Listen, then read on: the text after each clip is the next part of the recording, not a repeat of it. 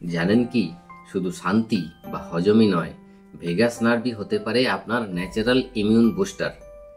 Doctor Habib তার বইতে বলছেন, ভেগাস নার্ভ চালু করে কলিনার্জিক অ্যান্টি ইনফ্লেমেটরি পাথওয়ে, যেটা ক্রনিক ইনফ্লেমেশন বা দীর্ঘমেয়াদী ইনফ্লেমেশনকে কমায়।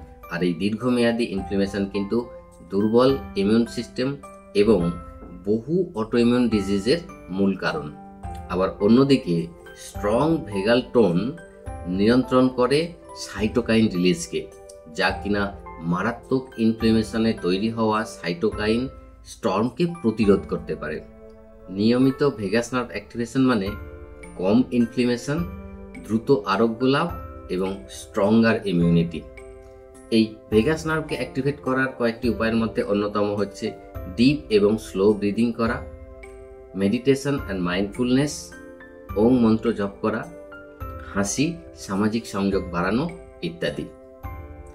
ভারতীয় আয়ুর্বেদে রোগ প্রতিরোধ ক্ষমতাকে ওজস বলা হয়েছে, যা বৃদ্ধি পায় ধ্যান, প্রাণায়াম, ওম মন্ত্র জপ ইত্যাদির মাধ্যমে। আজকে বিজ্ঞানেও কিন্তু এটা প্রমাণিত।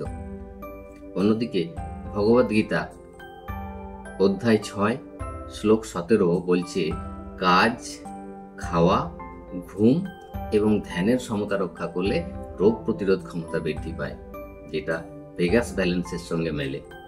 আবার বর্তমানে রামকৃষ্ণ মিশনের গবেষণায় বলছে, ধ্যান বা মেডিটেশনের মাধ্যমে হার্ট রেট ভেরিয়েবিলিটি বৃদ্ধি পায় বা শক্তিশালী হয়, যেটা কিন্তু ভেগাস ফাংশন ও ইমিউন হেলথের একটা সূচক।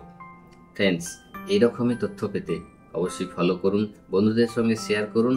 আসুন একসঙ্গে শিখি, সচেতন হই, সুস্থ থাকি, আনন্দে থাকি।